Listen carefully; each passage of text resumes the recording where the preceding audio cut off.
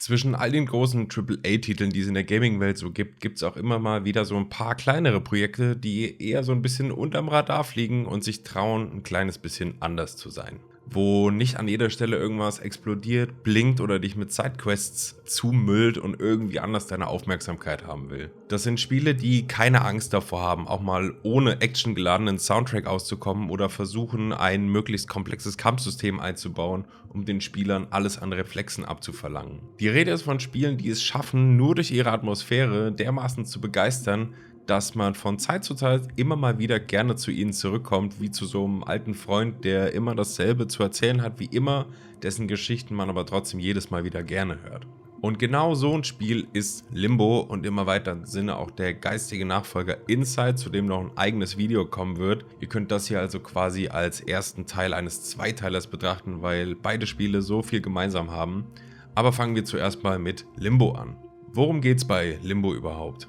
Wenn das so leicht zu erklären wäre, dann gäbe es vermutlich nicht so viele YouTube-Videos, die sich genau damit befassen, nämlich die obskure und undurchsichtige Lore zu entschlüsseln, die extrem viel Interpretationsspielraum offen lässt. Weil ohne Dialoge, klar abgegrenzte inhaltliche Kapitel-Texttafeln oder sonstige Hilfsmittel bleibt vieles bei Limbo im Dunkeln. Aber fangen wir einfach mal mit dem an, was wir selbst im Spiel beobachten können. Wir spielen einen kleinen Jungen, der in einem tiefen Wald aufwacht.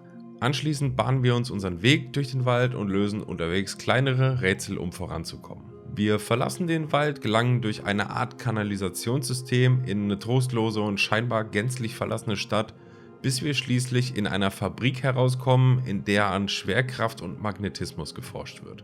Und das war's im Grunde genommen auch schon. Limbo ist ein ziemlich kurzes, ziemlich reduziertes Spiel. Der Nachfolger Inside wird sich, was das angeht, nochmal ein gutes Stück weiter ausdehnen, aber das tut der Reise, die wir mit dem Jungen zusammen erleben, keinen Abbruch. Jeder einzelne Spielabschnitt ist hier mit so einer Tiefe und Hingabe gestaltet worden, dass sich das Spiel zu keiner Zeit billig oder langweilig anfühlt. Limbo schafft es, uns Spieler durch seine düstere, verkommene und unmögliche Welt und die kurzweiligen Rätsel, auf die ich später nochmal genauer eingehe, zu fesseln. Beim ersten Playthrough wissen wir wahrscheinlich nicht mal genau, was da eigentlich passiert und Spoiler, jetzt nach dem zweiten Playthrough weiß ich das immer noch nicht so genau. Aber es ist egal, weil das Spiel einen derart in sich hineinsaugt, dass die Fragen nach dem Wieso, Weshalb, Warum zumindest erstmal ausgeblendet werden. Das Entwicklerstudio Playdead wird sich zwar irgendwas bei der Story von Limbo gedacht haben, aber weil wir als Spieler nie eine endgültige Erklärung bekommen, was in dem Spiel eigentlich genau vor sich geht, müssen wir das hier ein bisschen frei interpretieren. Der Titel Limbo kommt, nehme ich an, vom lateinischen Limbus. Limbus beschreibt in der katholischen Theologie eine Art Vorhölle, in der die Seelen toter, ungetaufter Kinder gefangen sind. Was in meinen Ohren schon mal nach Serious Shit klingt. Die Steam-Beschreibung lautet: Ungewiss über das Schicksal seiner Schwester betritt ein Junge Limbo. Das bringt mich persönlich zu der Annahme, dass die Schwester unseres Spielercharakters gestorben ist und jetzt in einer Art Vorhölle festsitzt und wir uns auf den Weg machen, um sie zu retten. Vielleicht bedeutet das im Umkehrschluss aber auch, dass der Junge Selbstmord begangen hat, um seiner toten Schwester überhaupt erst folgen zu können. Wir sehen die Schwester genau zweimal im Spiel. Bei beiden Malen scheint sie an einem Grab zu sitzen. Möglicherweise ihr eigenes Grab, das sich aus der realen Welt auch hier in Limbo manifestiert. Die Welt von Limbo, der Wald mit der Spinne, die unterirdische Kanalisation, die dystopisch anmutende Stadt und der Fabrikenkomplex, in dem physikalische Grundgesetze ausgehebelt werden, entspringt vielleicht den realen Ängsten der Kinder, denen sie schon während ihrer Lebzeiten ausgesetzt waren. Das würde bedeuten, dass die Kinder in einer Welt gelebt haben, in der die Menschheit Forschungen betrieben hat, die zum Untergang der Zivilisation geführt und dabei Lebewesen wie die Spinne oder die Fliege hervorgebracht haben. Mutierte Wesen, die um einiges größer sind, als sie sein sollten. Die Parasiten und die Wesen, die diese Parasiten fressen, wirken auch eher wie so ein evolutionärer oder experimenteller Fehltritt. Dieser endzeitlichen, größtenteils verlassenen Vorhölle und all seinen Gefahren muss sich unser Junge also stellen, um zu seiner Schwester zu gelangen. Das Ende bleibt offen. Irgendwann erreichen wir schließlich unsere Schwester, aber wie es danach weitergeht, erfahren wir nicht. Ich persönlich stelle mir ganz gerne vor, dass wir zusammen mit unserer Schwester den Ort Limbo hinter uns lassen können, um vielleicht an einem schöneren Ort zusammen wieder aufzuwachen. Was Limbo im Vergleich zu vielen anderen Spielen trotz seiner Reduziertheit extrem gut macht, ist die Atmosphäre. Die ganze Spielwelt ist in Schwarz-Weiß gehalten und wirkt allein deshalb schon irgendwie feindselig und unheimlich. Das Spiel bedient sich hier der klassischen Angst vor der Dunkelheit, in der wir nie genau sehen und wissen können, welche Gefahren vielleicht in ihr verborgen sind. Das fängt schon ganz am Anfang im Wald an, wenn plötzlich unerwartet die riesige Spinne hinter einem Baum auftaucht. Aber auch die Kanalisation oder die Fabrik wirken so feindselig und industriell, dass wir uns nie wirklich sicher fühlen können. Das Bild rauscht und wirkt an einigen Stellen sogar irgendwie instabil, beinahe so, als würden wir hier das Bild einer alten Filmkamera sehen. Ein weiterer wichtiger Punkt, der Limbo so ein unbestechliches Gefühl von Verlorensein verleiht, ist die schiere Isolation. Im Laufe der Handlung treffen wir nur auf wenige andere lebendige Dinge und die meisten davon haben für uns nichts Gutes im Sinn.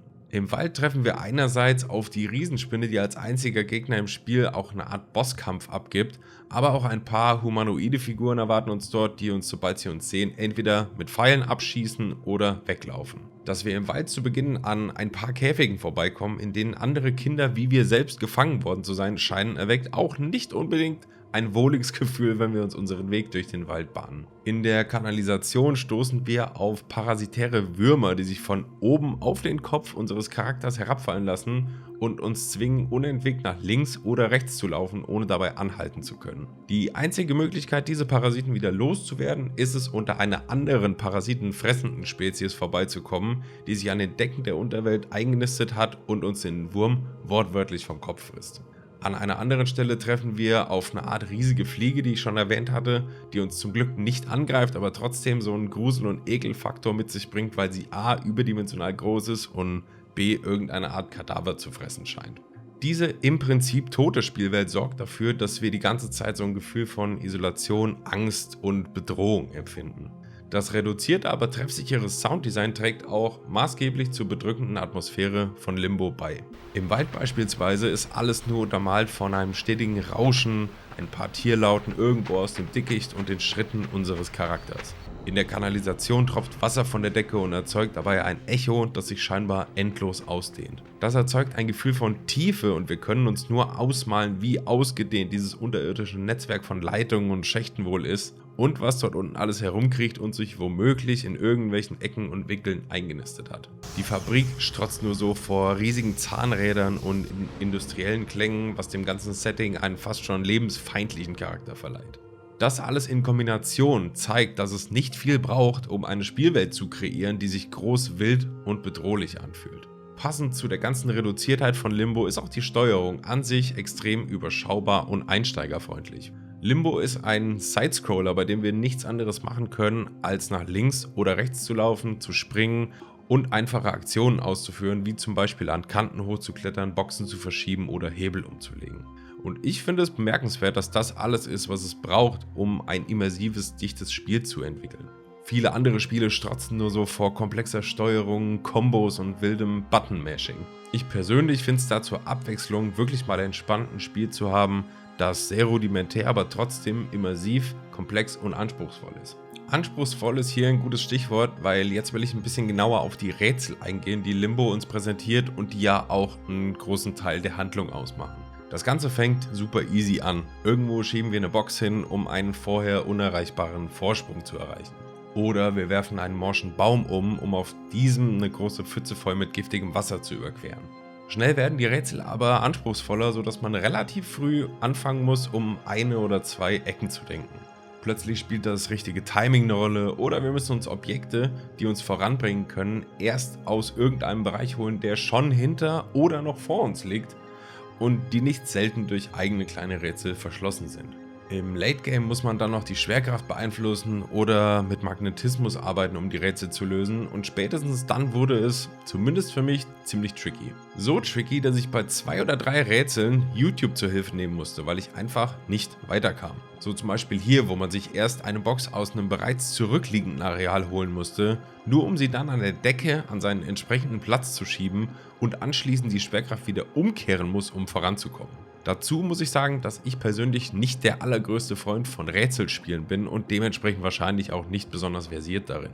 Dafür fehlt mir meistens im Alltag, wo die Zeit an der Konsole sowieso schon begrenzt ist, einfach die Geduld, zumindest wenn die Rätsel zu komplex werden. Aber allein das beweist ja eigentlich auch nochmal, was für ein grandioses Spiel Limbo im Grunde genommen ist, dass es sogar mir trotzdem extrem viel Freude bereitet hat, immer wieder zurückzukommen, weil es halt so viel mehr bietet als nur ein frustrierendes Rätsel nach dem anderen. Bevor ich langsam zum Ende dieses Videos komme, will ich noch kurz auf eine Sache eingehen, die mir beim Spielen aufgefallen ist. Man stirbt oft. Sehr oft. So oft, dass man fast schon meinen könnte, Limbo wäre so eine Art Souls-like. Also zumindest ich bin oft gestorben. Und allein die Tatsache, dass es ein Achievement dafür gibt, wenn man es schafft, das Spiel mit maximal 5 Toten durchzuspielen, beweist ja schon, dass es wahrscheinlich sogar von den Entwicklern beabsichtigt war, so oft drauf zu gehen. Und die Tode, die wir im Spiel erleben, sind wirklich brutal. Man wird abgeschossen, zerstampft, aufgespießt, zermalmt, erschlagen, gebraten und zersägt. Das war teilweise extrem frustrierend, hat aber logischerweise auch dazu beigetragen, die Welt von Limbo besser zu beobachten und zu verstehen. Ich finde, Limbo ist ein zu 90% extrem gelungenes Spiel mit einer dichten, bedrückenden Atmosphäre, die ihresgleichen sucht. Wenn ich mir Kritikpunkte raussuchen müsste, dann gibt es eigentlich nur 2 Dinge, die mir einfallen würden. Der erste ist, dass ich mir gern mehr von solchen Bosskämpfen wie die Sequenz mit der Spinne im Wald gewünscht hätte. Der gesamte Abschnitt ist nämlich extrem ikonisch für das gesamte Spiel und von vorne bis hinten fesselnd, weil er bis auf die Personen im Wald die einzige lebende Gefahr im Spiel darstellt, die uns jagt und der Spieler durch clever eingesetzte Mechanics begegnen muss, um sie zu besiegen. Ab dem Moment, an dem man es geschafft hat, die Spinne das erste Mal zu vertreiben, kann man sich nie so wirklich sicher sein, ob man sie wirklich in die Flucht geschlagen hat oder ob sie nur auf ihre nächste Chance wartet, uns zu jagen. Das sorgt für eine extrem spannungsgeladene Sequenz, in der wir uns nie wirklich sicher fühlen und die Umgebung genau beobachten und einsetzen müssen, um uns gegen diesen übermächtigen Gegner zur Wehr zu setzen. Finde ich sehr, sehr gelungen. Möglich wäre da zum Beispiel die Flucht vor einem übergroßen mutierten Parasiten in der Kanalisation gewesen oder sowas. Stelle ich mir cool vor. Der zweite Punkt, und das ist vielleicht eine sehr individuelle persönliche Meinung, ist, dass manche der späteren Rätsel einen Tick zu komplex sind. So komplex, dass sie einen aus der Immersion, die Limbo normalerweise grandios umsetzt, kurzzeitig herausreißen können. Das finde ich ein bisschen schade, ist aber wie gesagt vielleicht auch einfach mein eigenes Problem. Alles in allem würde ich keinen Moment zögern, Limbo weiter zu empfehlen oder selbst irgendwann nochmal zu spielen, wenn ich Lust auf ein kurzweiliges, ruhiges Spiel habe, das ohne Explosionen, Button-Mashing und Herzrasen auskommt. Der größte Pluspunkt, den Limbo meiner Meinung nach ausmacht, ist die Atmosphäre. Kaum ein anderes Spiel, das ich kenne, schafft es, sich so bedrohlich und bedrückend anzufühlen, trotzdem aber auch Momente der Schönheit, Ruhe und Hoffnung einzubauen, die in dieser dystopischen, feindlichen Welt ein willkommener Lichtblick sind. Das war's mit meiner Review zu Limbo. Wenn ihr wollt, schreibt mir doch gerne mal in die Kommentare, was ihr so von Limbo haltet. Was hat euch gefallen? In welchen Punkten widersprecht ihr mir vielleicht? Als nächstes kommt meine Review zu Inside. Abonniert also gerne den Kanal, wenn ihr das nicht verpassen wollt. Über ein Like würde ich mich natürlich auch freuen und ansonsten sage ich danke fürs Zuschauen und bis zum nächsten Mal.